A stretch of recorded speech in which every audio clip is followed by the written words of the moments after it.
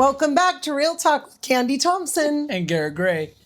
So you guys missed this, but we just started the intro and I forgot my name. Yeah. Yeah. So you didn't get to see that, thankfully, but welcome back. So storm season, we're into storm season. Yeah, we are. And it kind of came out as full-fledged. It didn't just kind of cool down. It was like, hey, we're going to hit you with the rain, I cold, know. do nothing. I love it though. So because we live in California and we have like 90% sun, it is always, I'm always super welcome when it is a storm like this. Yeah. And so what we've experienced, we probably should use the term storm very loosely for those of you that are in anywhere other than California. Storms. Yeah. I mean, we have a mild rain right now, so thank you. And the wind blew, so it went a little sideways. I think it was coming in from Hawaii, so. And I mean, this is no exaggeration. In California, when we have storms like this, and God forbid it rains sideways. Yeah. I can't tell you how many calls I've had today. We came into my office this morning, and one of my offices, the whole ceiling came down. Right. And you know what the maintenance guy said? It was sideways rain. I'm like, I kind of think our roof should be better off than that. That the sideways rain should probably not create that. Sideways rain. Our salon has water dripping in one of the rooms. Oh, my gosh. We've literally had it be raining for 3 days and all hell breaks loose in California. 3-day rain. My goodness. Yeah. I mean, so all of the streams are filling up. Like my sister lives right behind a creek and it had like just a couple drops. It's like a rushing river right now. Yeah. Well, that's how it is at my house. My whole front yard is almost flooded. Oh my gosh. I thought I did all that work when we had that, couple years ago flood. Right. Gotta go get sandbags again.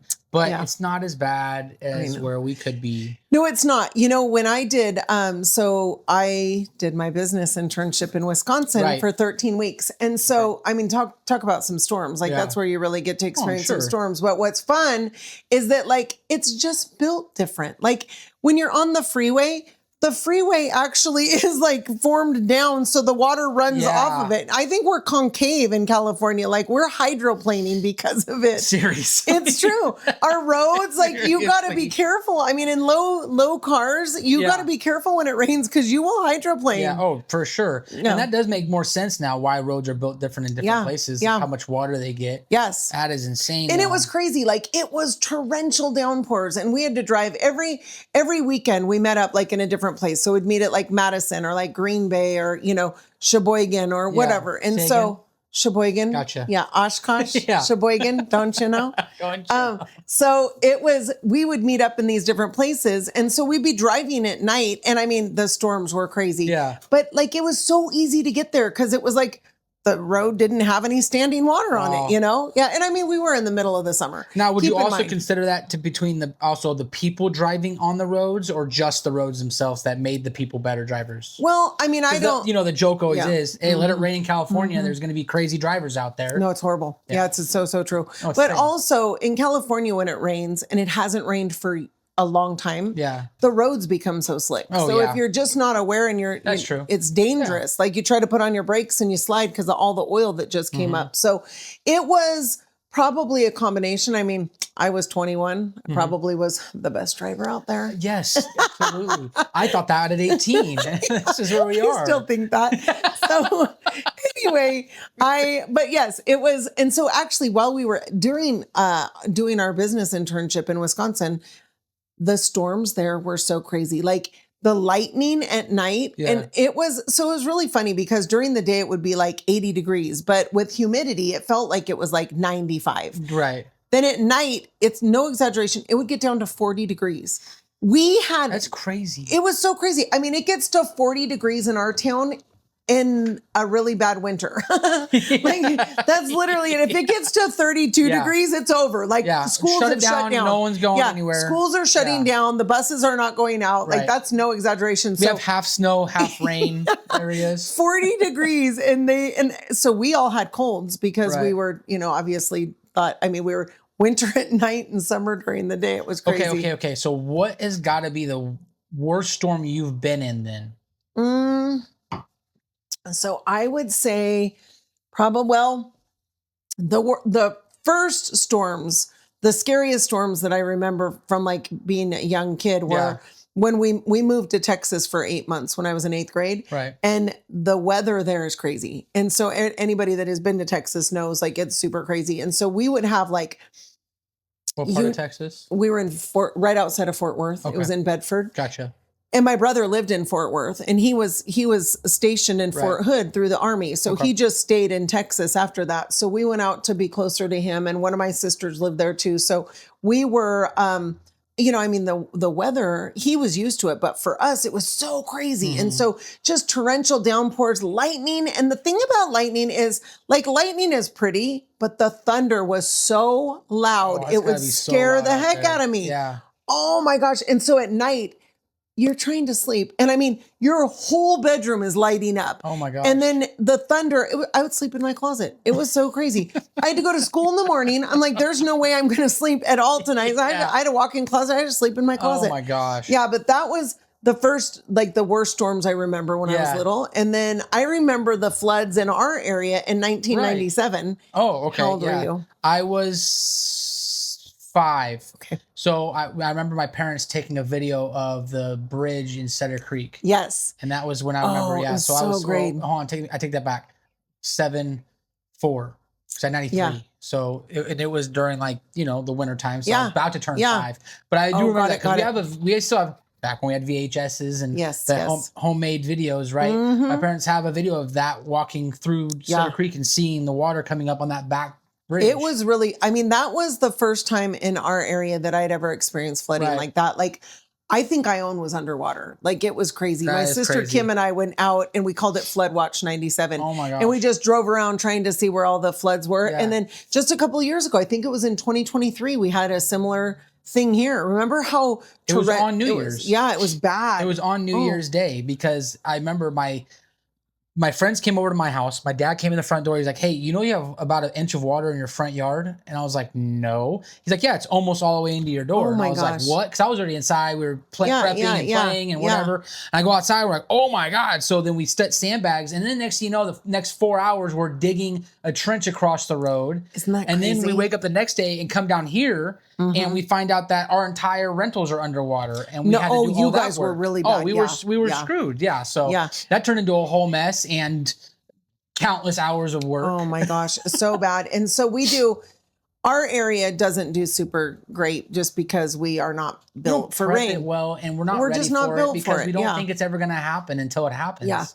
Yeah, but we did. I mean, so like when I was doing my business internship and the storms and the roads, and that was super crazy. But actually one of the craziest things that I've been through in a storm was actually in an airplane. So I have been in an airplane that was struck by lightning. I cannot believe that. I still cannot believe that. It is insane. And for you that don't know, I've heard this story twice, and I still think that's insane.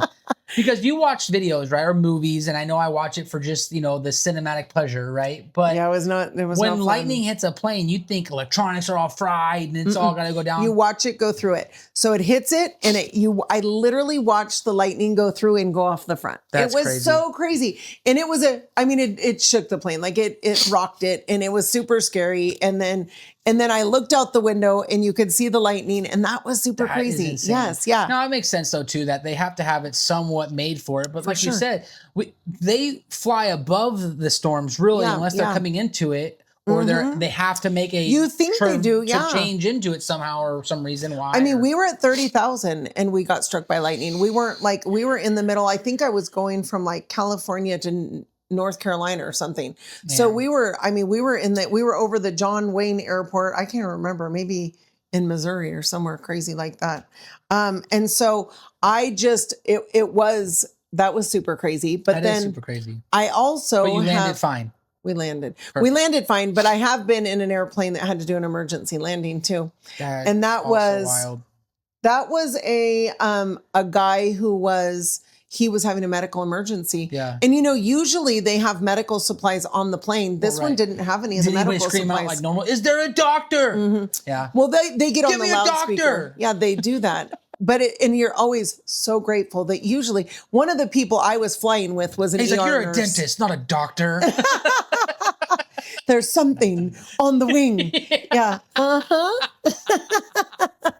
Okay, hold on. I have one more from that movie. Oh, what is it? It's my favorite quote from that movie. I'm going to think of it before the end of this. Okay. And if you guys can tell us this movie, we have a gift for you. All of our quotes coming from this movie. So anyway, we were that was kind of crazy. But one of the people I was flying with was an ER nurse. Mm-hmm. So she was the one who was treating him. And he had some kind of a heart situation because he forgot his medicine. He that's rough. Put it in his luggage. Yeah. Yeah. So anyway, we went from 30,000 feet to ground level in 7 minutes. That's got to mess with your equilibrium. It was a little crazy. Because you talk about people, if you elevate too fast from the water out, you blow your lungs up. Something's got to happen to you when you come down that fast. My ears did pop a lot. But what happened was we landed so hard that it threw everything forward. So it took hours for them to prepare our plane to be able to retake off. And we were in the middle of the night. The John Wayne Airport was closed. Like nobody, we had to wait for them to even get there to, so it was kind of crazy. But hey, that guy was fine. The rest of us were not. But no, I didn't get sick. Did you ask if I was sick? No, I said everybody else was fine, as in he got off, but he was fine. Yeah, he did. They did let him get off, and then did anything else come from that? Which I'm thinking is like if you have to do a crazy landing, whatever, they fly forward, someone busts their nose, next person breaks their leg. Anybody else get hurt in that landing? No, so this is how it went. Hey, you guys, we're going to do an emergency landing. Hey, we're landing. Make sure you buckle up because we're going to hit the ground real quick. Oh, my gosh. So, no, they literally were like, we're going to be doing an emergency landing, so stay in your seats. Yeah, it was crazy. Kind of creeps you out a little bit because anything could go wrong. Every time we land, I always think that the guy's not landing actually correctly, so it's always so fast. And then, the legs are going to give out. And we're just going to slide to the end. And so your biggest fear should be your takeoff.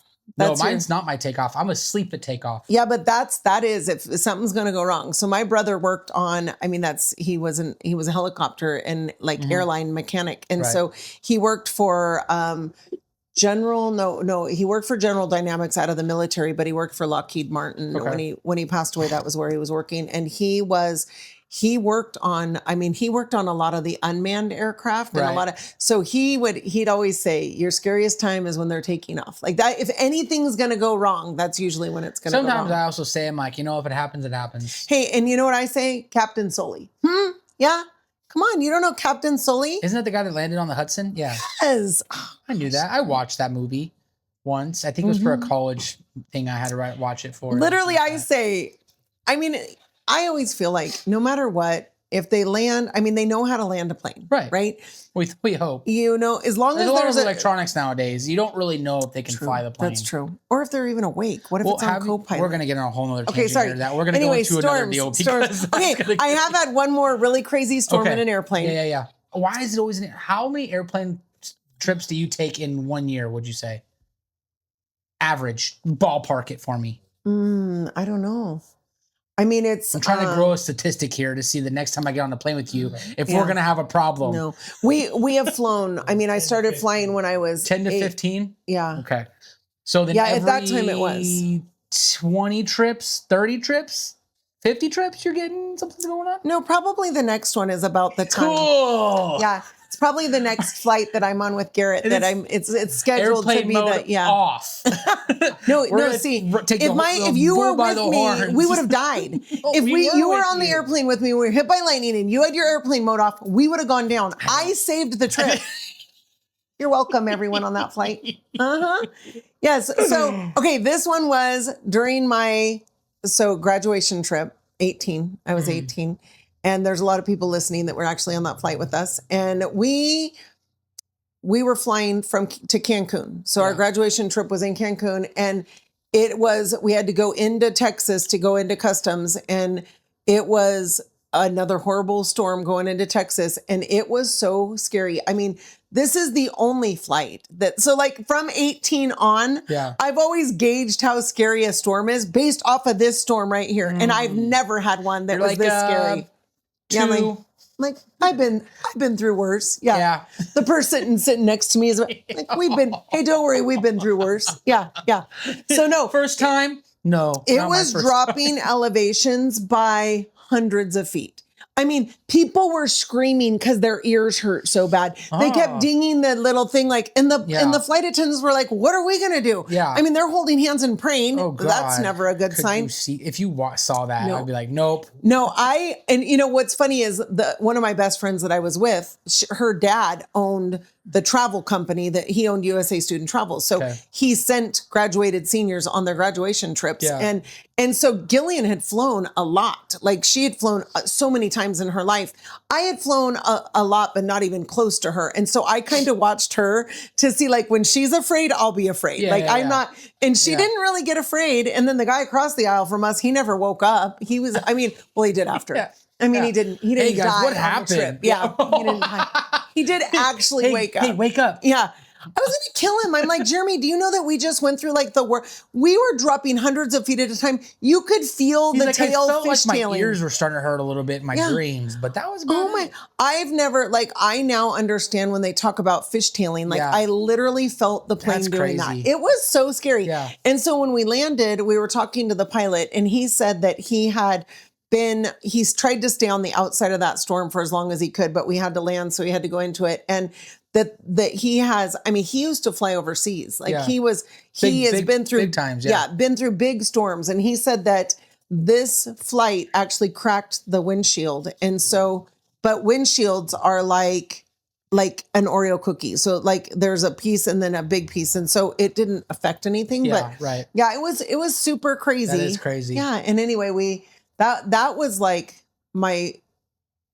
the scariest airplane ride to this day. I mean, and we've gone a lot of places through storms. Yeah, that one was the scariest one that we've ever gone through. I would like to say that all my storm experiences were on the ground, not in the sky. So super happy that way. Yeah. I'm mostly just a lot of times when we were living in Missouri, we had, when we lived there for 3 years, we had about 3 to 4 tornadoes like every year. And then when I first was there, which was my first experience with a tornado, which would I say wasn't like the worst because I was in a concrete cement building, but with just the amount of people we had, we kind of made it fun with us. And then, when we're getting it together, we're, 18 years old, kids, first time really away from everybody else. Yeah. We're at training in Missouri, and we have to get all geared up. The sirens are going off, and you can look outside and just see this storm. Like you just tell the difference between a cloud and some rain, and when the rain's coming to like this thing looks angry. That's crazy, right? And it's like all calm and peaceful, and all of a sudden just starts getting super like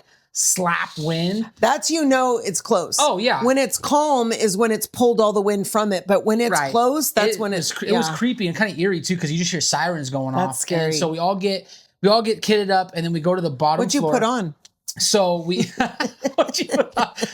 had to get we told to put on our flak and Kevlars. Okay. Which our flaks are the plate carriers that you'd wear, kind of like a bulletproof life vest. Oh, okay. Yeah, right? but it's a flak. But it's a flak. Yeah. Yeah. And then our Kevlar, flak and Kevlar, which is the Kevlar helmets that we wear.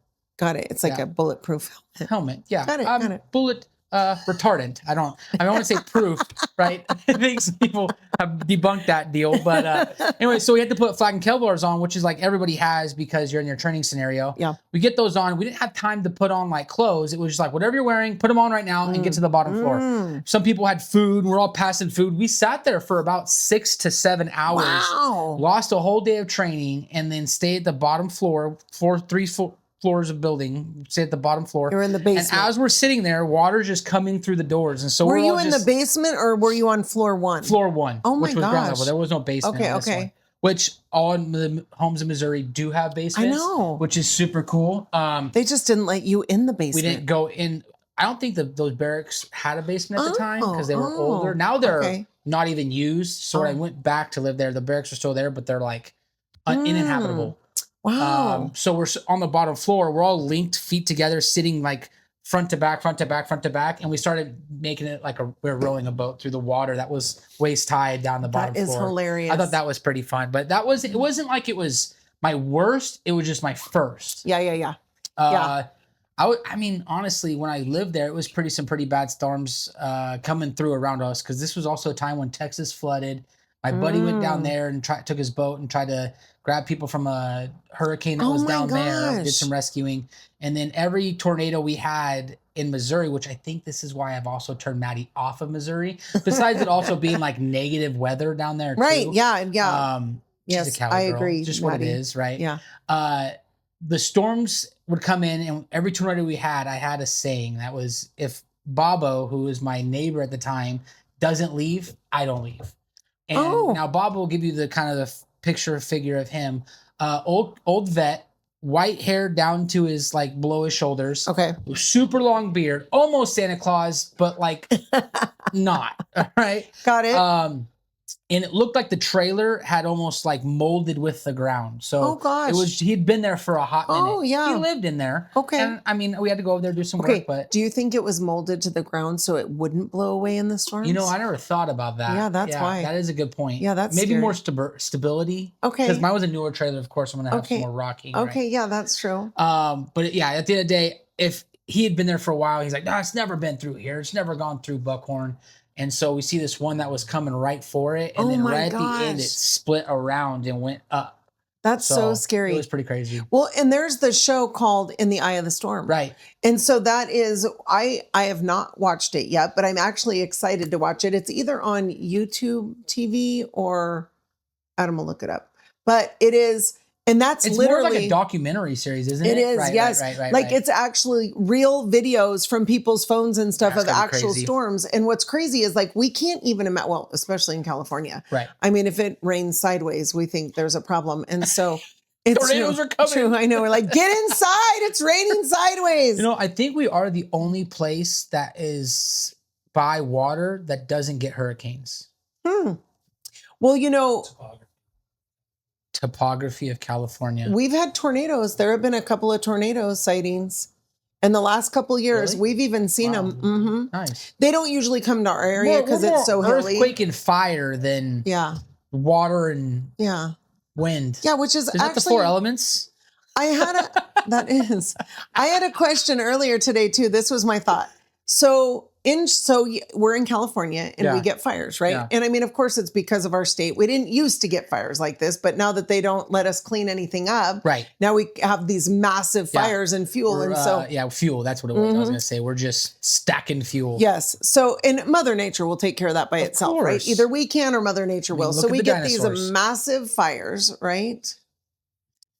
We're not even going to talk about dinosaurs. Everywhere. Okay, so I don't even know what that was about. Well, I was saying Mother Nature took care of dinosaurs because they couldn't take care of themselves. And so we're not taking care of ourselves. Some other states are trying to take care of us. Okay. Get a little dark. That was, anyway. So it's a thought. It is a thought.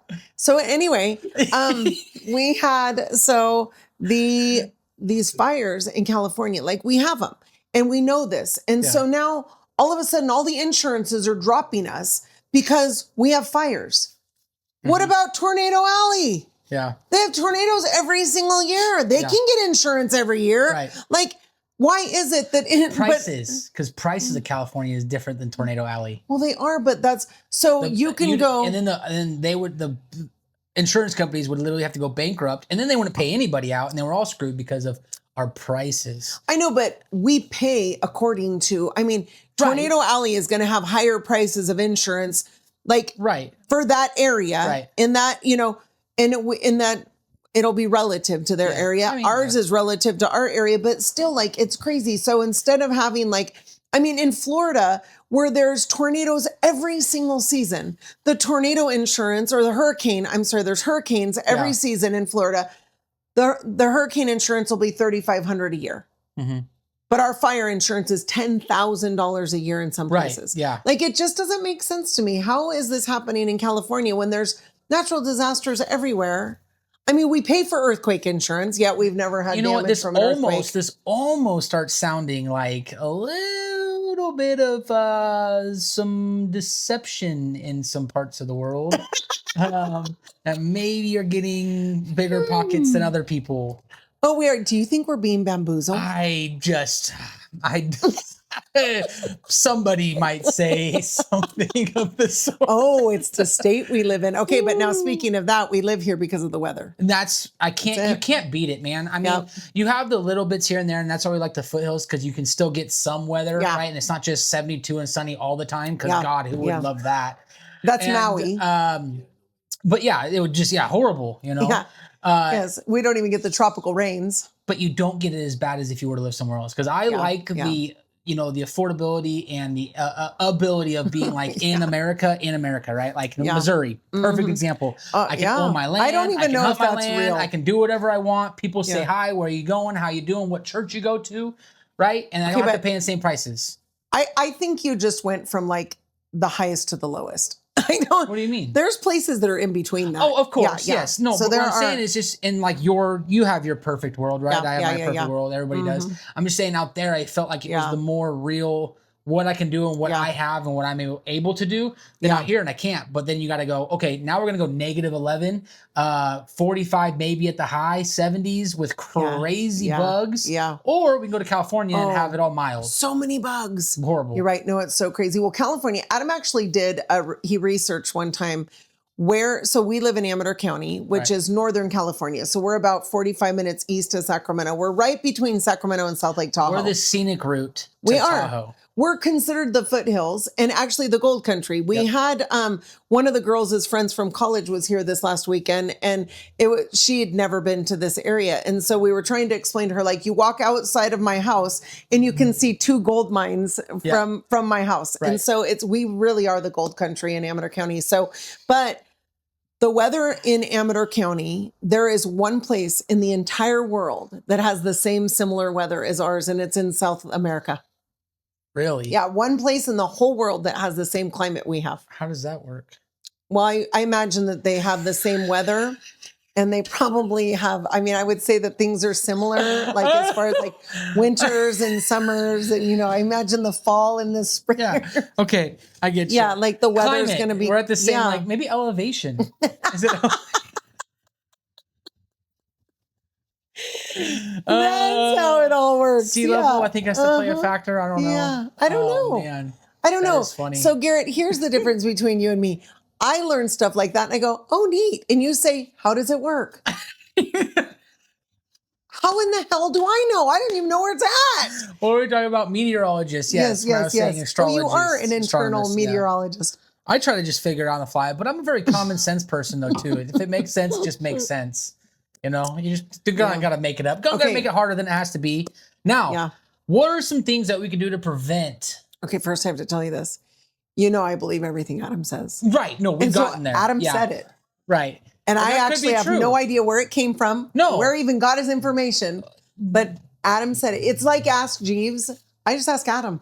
And I believe it. No, it could be 100% true. Yeah. I can see that. Yeah. And it's got to be something. He doesn't lie. Well, he already said topography. So he was already looking it up. Does. It had he knows to be these weird things. Yeah. Well, he does. You know what topography is, right? I do. And it had nothing to do with how the climate is the same in South America. Topography had to do with tornadoes in this area. No. Topography is like the landscape of mountains and stuff. Yeah, so what I'm saying is that it could be, tornadoes means topography. That's why we don't have tornadoes in our area, because it's not flat land. That's when Adam was talking about topography. But then it makes me think, when you're talking about lightning in Texas, why it's so loud. I would say it would be loud here too, because of the echoes through the mountains. I know. Then you also think, well, mountains also block and reduce a lot of sound, so maybe not. I don't. I just think their storms hit harder. Do you know how to know how far the lightning strike is away? I do. Okay. It's my favorite thing. Go ahead and say. You just count. How many seconds? Right. Yep.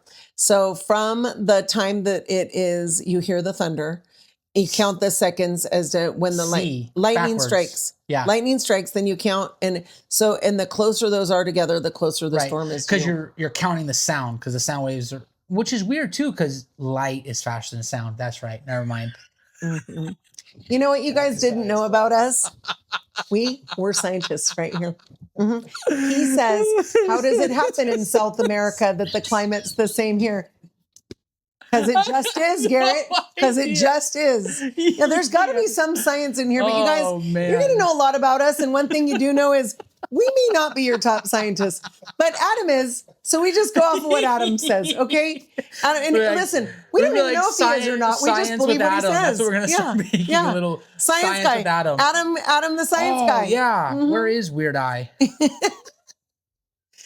I don't even know what you just said, but we're gonna just keep the science guy. Is he Weird Eye, the science guy, or is? I don't. No. I don't think it's Weird Eye, but don't you think it's ironic?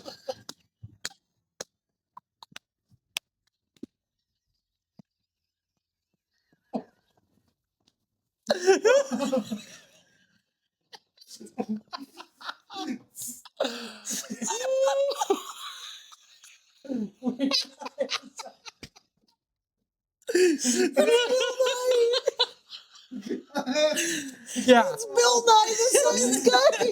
How ironic that Garrett thought it was Weird Eye.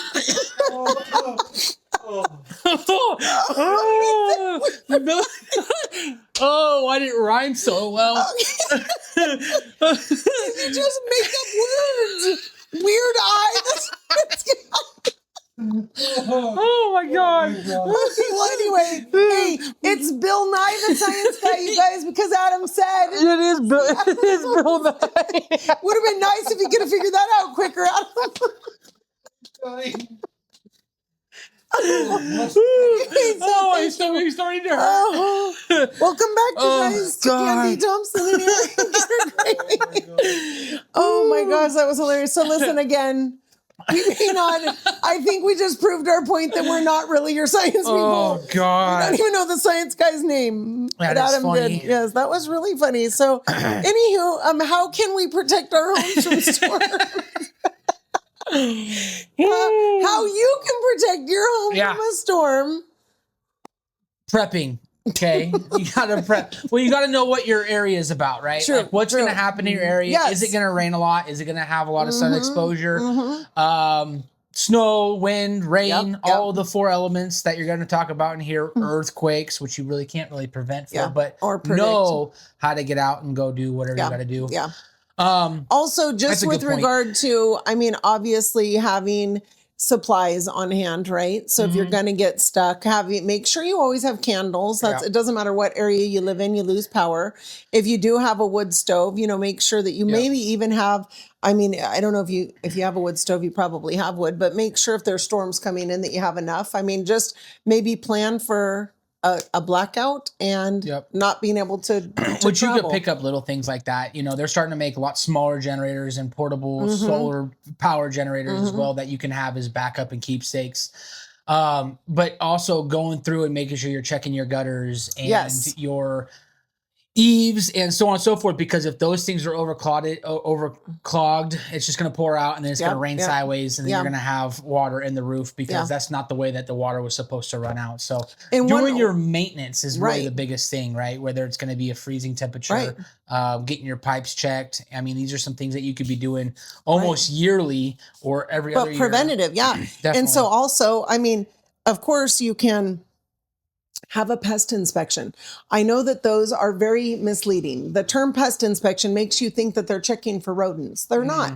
They're actually checking for dry rot. They're checking for areas of leaks. They're checking for kind of areas where water intrusion can happen. And so, and then of course they're checking for termites, which you want to check for anyway. But even annually, you should have a pest inspection. They're about $150 and it helps you before the winter starts, or even, I mean, depending on what area you're in, you may be well into the winter. Here's the thing though, too, is you got a potentially on average $445,000 asset that you're sitting on, right? The annual median prices within Amarillo County specifically is about that.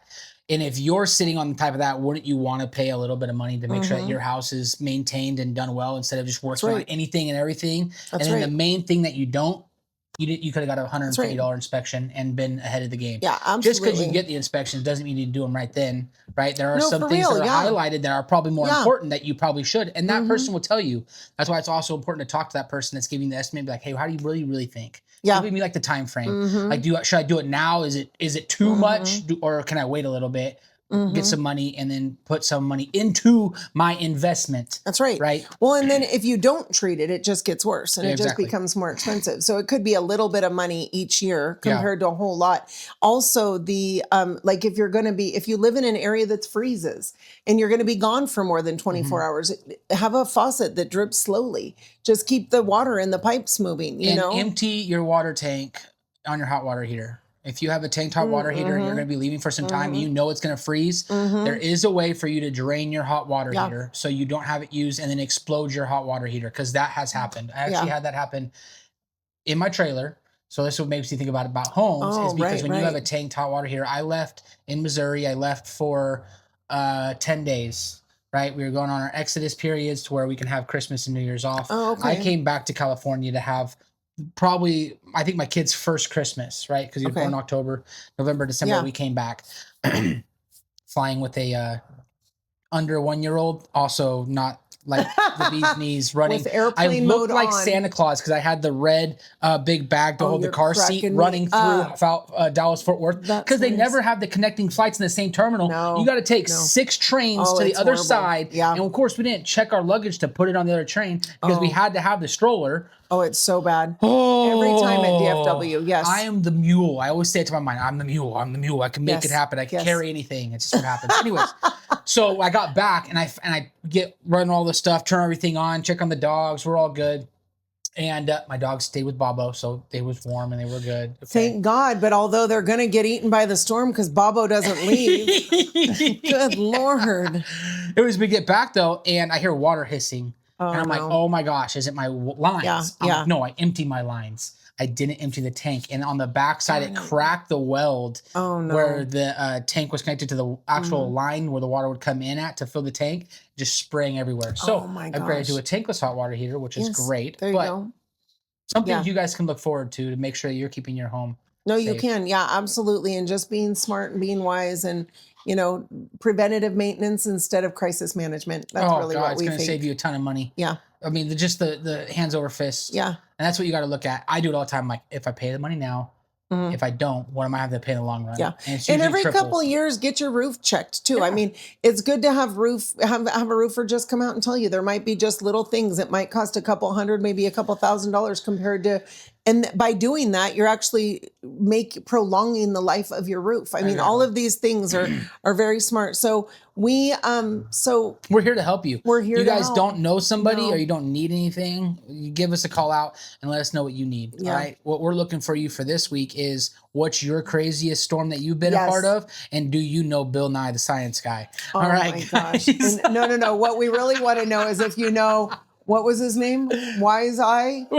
What'd you call him? Weird Eye. Do you know Weird Eye, the science guy? Because if you do, let's meet him. Yeah. Anyway, guys, thank you for bearing with us for one more week. We'll see you next week. Hey, thank you guys for watching Real Talk with Kandi and Garrett. We're doing a special promotion for the month of November and the month of December. We are looking for sponsorships. That's right. Your one sponsorship for our videos can get your local business promoted for an entire month. Let's make it happen. Let's show what the community we got here. If you got a local business, you're running a program, or you're doing anything like that, we want to help you get your business out there. We are on Spotify, iHeartRadio, YouTube, and etc. Let's make it happen. Let's grow your brand. Let's help us out, help you out. Let's become family, guys. Reach out to us, realtalkwkg@gmail.com, realtalkwkg@gmail.com. We'll see you guys there. We just want to give you a What to Do Wednesday disclaimer. The information provided in this podcast is for general informational purposes only. All opinions expressed are those of the host and guests and do not reflect the official stance of Berkshire Hathaway Home Services or Berkshire Hathaway Home Services Divine Properties or any affiliated entities. This podcast does not constitute legal, financial, or real estate advice, and listeners are encouraged to consult with qualified professionals regarding their specific needs. While we strive to provide accurate information, we make no guarantees regarding the completeness or reliability of any information discussed. We are not responsible for any actions taken by listeners based on the content of this podcast. Additionally, topics covered in the podcast are based on the host's experience and opinions and may not apply to all situations. Listeners are reminded that real estate laws and regulations may vary by location and information may become outdated over time. By listening to this podcast, you agree to release the host, guests, and any associated entities from any liability related to the topics discussed.